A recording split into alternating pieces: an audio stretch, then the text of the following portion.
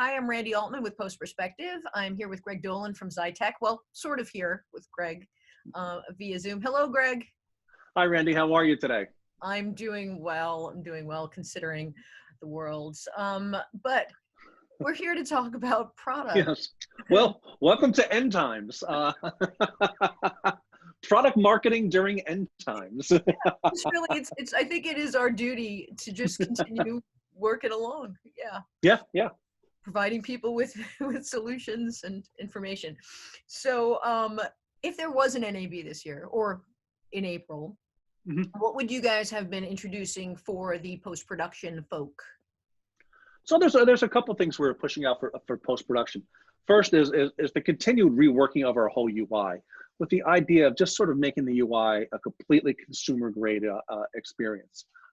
The idea that we don't want people to have to come in here and be trained on our product. We want to make it really slick, really sleek. We want to make sure that it can work on any device, be it a phone, be it a tablet, be a desktop. So whatever device you have, any place you're on. So that's the first thing.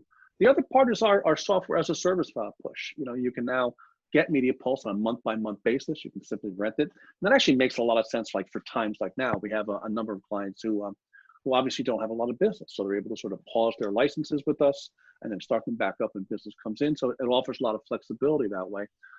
It also allows for a completely cloud-based infrastructure. Boy, we're seeing how important that is. Even for our business over at Xytech, having a complete cloud infrastructure is what's enabling us to keep moving. So that's a really important push for us.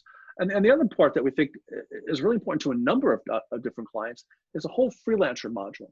So if you think about facility management software, say 5 or 10 years ago, if you had a 50-person facility, you'd buy 5 licenses, right?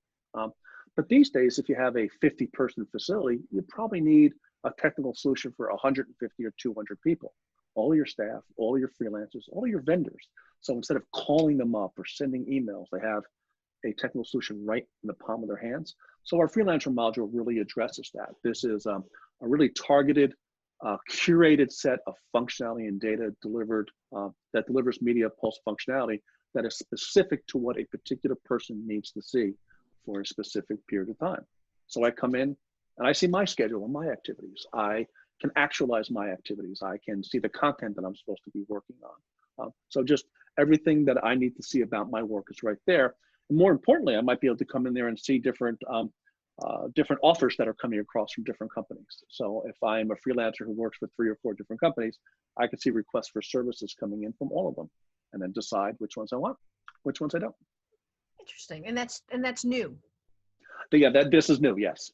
This is new. It's demoing now and it's shipping this summer in our version 10. That's very cool. And how do people pay for it? Is it a subscription?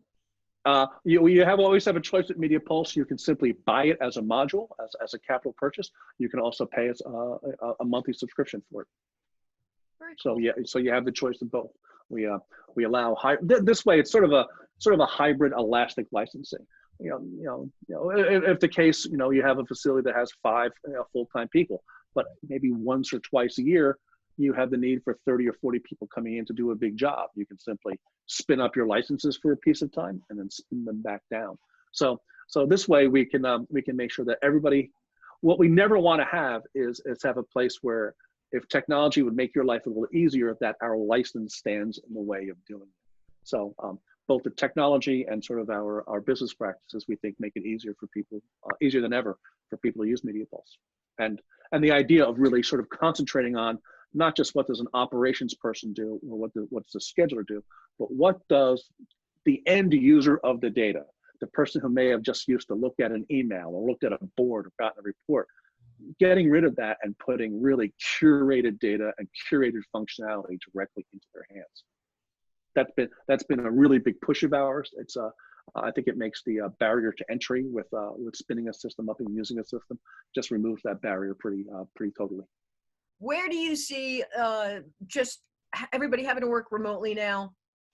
Obviously going to cause people to innovate and change the way they do workflows. What do you see going forward?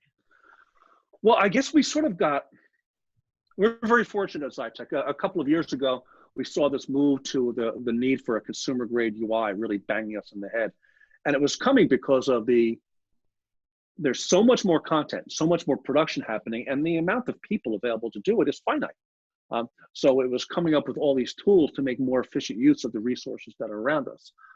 Also in broadcasting and other technologies, the advent of an IP facility, being able to move people, being able to move machines around as easily as we move people.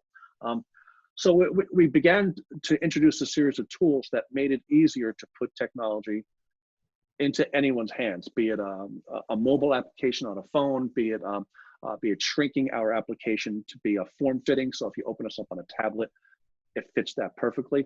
So that, along with our MediaPulse Managed Cloud, which is our cloud offering, really allows a facility to continue to operate themselves in a completely remote environment. Our Xytech MediaPulse, a version of MediaPulse is what we run our company on, and all 80 of us are happily engaged at work, working certainly more than 8 hours a day, that's for sure, and we're all able to do that remotely. We have a number of our, we're in constant contact now with our clients about, even once productions start back up and once sports gets back on the air, it's not going to be the same as it's been for a while. We're going to have to live in this weird world, which means the idea of huddling up together and talking about things, that's probably not going to exist for a while. So making sure that we have really good, up-to-date, specific tools that land directly in your hands, frictionless. You talk to customers, it's the people who weren't prepared, watching them struggle to sort of see how they do this remotely. It sort of gives us an impetus to make sure that our tools are completely frictionless.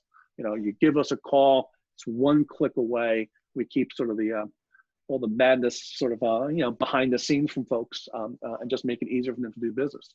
Our thought is that when we start to open up in the next weeks or months, there's going to be an awful lot of work to be done and be done quickly. So we want to make sure that we're staying in touch with our clients and that we have the tools they need when they're ready to get back to work.